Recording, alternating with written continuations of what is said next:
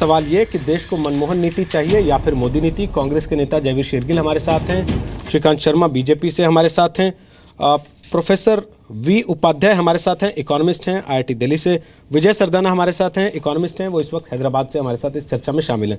विजय जी, मैं आपके पास सवाल के लिए आ रहा हूँ जल्दी से, उसके पहले फटाफट कुछ आंकड़े पढ़ के सुना देता हूँ। कॉस्ट ऑफ पेट्रोल मई 2014 में 71 रुपये 41 पैसे, नवंबर 2016 में 65 रुपये 93 पैसे यानी आज।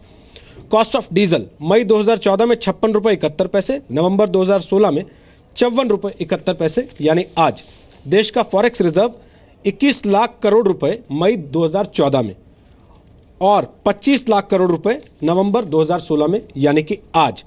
कंज्यूमर प्राइस इंडेक्स इन्फ्लेशन का 8.25% मई 2014 में और 4.25% नवंबर 2016 को 15 तारीख को जो अभी पखवाड़ा गया है उसमें।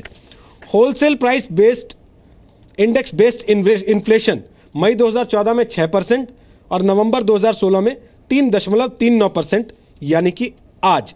और ऐसे ही कई सारे और आंकड़े हैं, जीडीपी भी है, एफडीआई इनफ्लो भी है, सेंसेक्स भी है।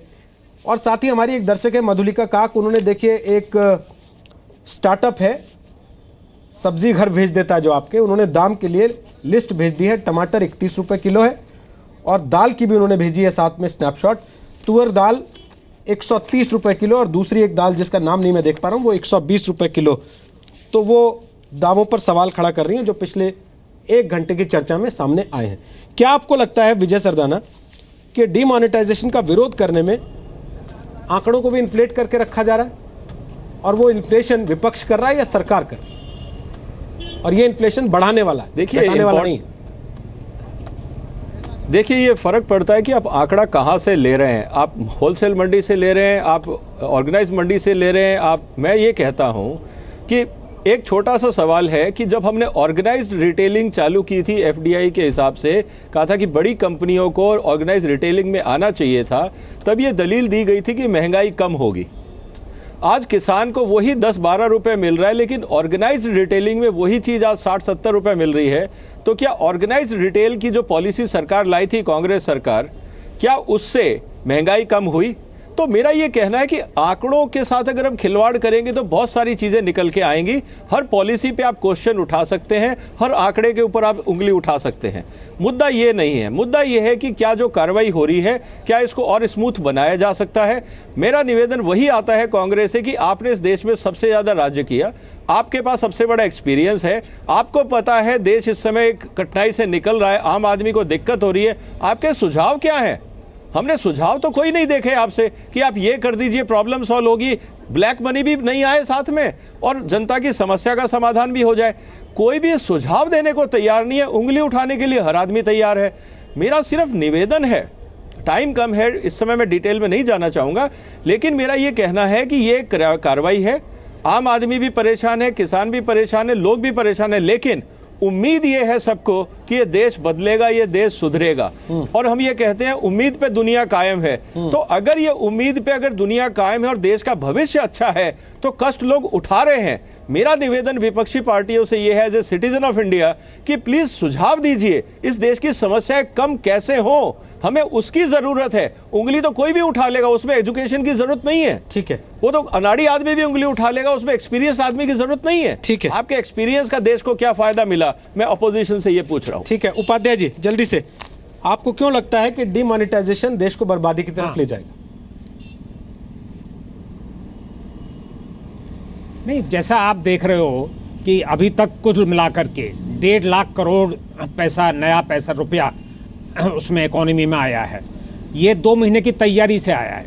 कुल मिला के हमें करीब 10 लाख करोड़ रुपए चाहिए, जिससे आप कह सकते हो कि थोड़ी नॉर्मल सी सिचुएशन आ गई है। सर 5.5 लाख करोड़, 1.5 लाख नहीं, 5.5 लाख करोड़ कितना दिन लगेगा?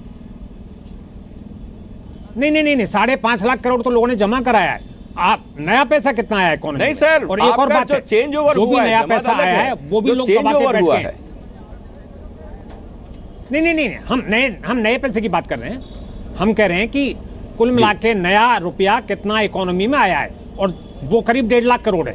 और वो 1.5 लाख करोड़ भी लोग अपने पास रख गए हैं, दबा के बैठ गए हैं, क्योंकि लोगों में डर है कि पता नहीं ये कितने महीने चलेगा, तो वो भी इकोनॉमी में नहीं है। तो कुल मिला के आज इकोनॉमी टोटली कैशलेस हो गई है। और अगर हम कह रहे हैं कि कुल मिला के आपको नया पैसा देना है, पहले 15 लाख करोड़ था, 15 लाख करोड़ की बात चाहे नहीं भी करें हम कहें कि चलो 10 लाख करोड़ ही काफ़ी है, तो 10 लाख करोड़ लाने के लिए आपको कितने महीने लगेंगे? तो वो अगर सपोज करो कि 3-4 महीने ऐसी सिचुएशन चलती है तो हमारी इकोनॉमी की क्या हालत होगी?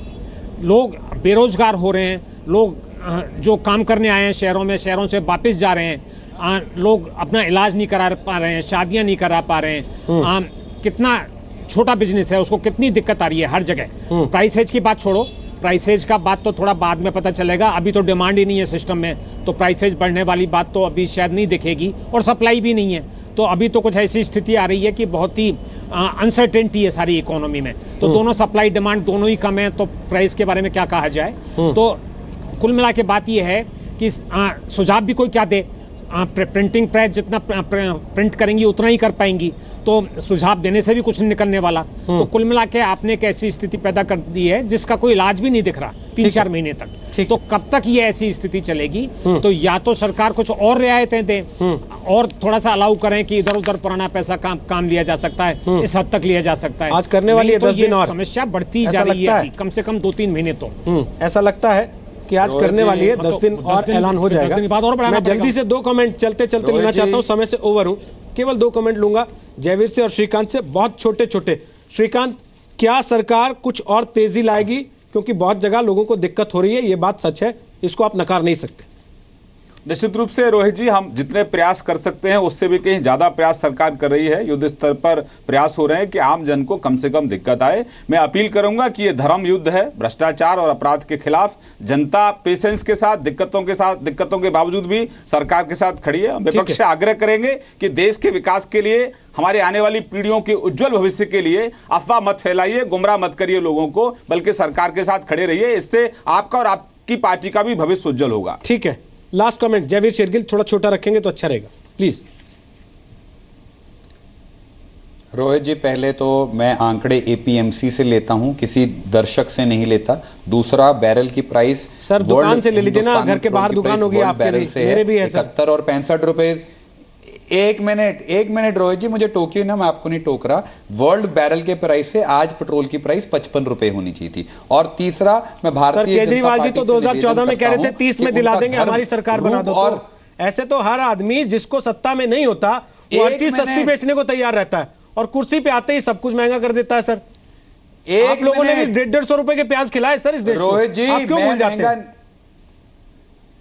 मैं प्याजों पे सरकार गिरवाली सर में कौन है? भारतीय जनता पार्टी इस वादे पे आई थी काला धन 100 दिन में आ जाएगा, तो आज आप उनको झिझक क्यों रहे हैं? उनको पूछने के लिए, उनका चुनावी वादा याद कराने के लिए, भैया कहां 100 दिन में काला धन आ गया और 15 लाख जमा हो गए? आप इतनी झिझक क्यों पूछिए उनसे सवाल। कर रहे हैं आप लोग संसद बंद करके चले जाते हैं घर। घोषणा करने में सबसे आगे, प्रधानमंत्री घोषणा करने में सबसे आगे, श्रेय लेने में सबसे आगे, और आज जवाब देने का टाइम आया तो मिसिंग इन एक्शन।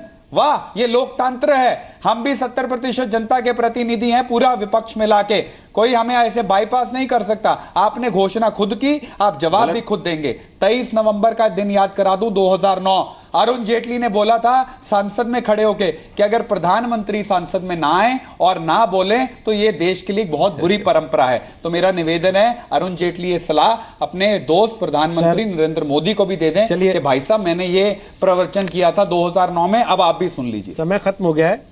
आलू प्याज टमाटर 20 रुपए किलो दिल्ली में बिक रहा है। समय खत्म हो गया। जब तक आलू प्याज टमाटर 20 रुपए किलो दिल्ली में बिकता है। खत्म हो गया। आप लोग और बोलना चाहते हैं, लेकिन ये बात सच है कि जब आप सरकार में थे तब भी गठबंधन की मजबूरी गिनाते थे, आज विपक्ष में तब भी गठबंधन करके खड़े हैं और कह रहे हैं कि हम 70% जनता की नुमाइंदगी करते हैं, इकट्ठे हो जाएंगे। यही लोकतंत्र की खूबसूरती भी, लेकिन ये लोकतंत्र के रास्ते का रोड़ा ना बने, इसका भी ख्याल राजनीतिक पार्टियों को रखना चाहिए।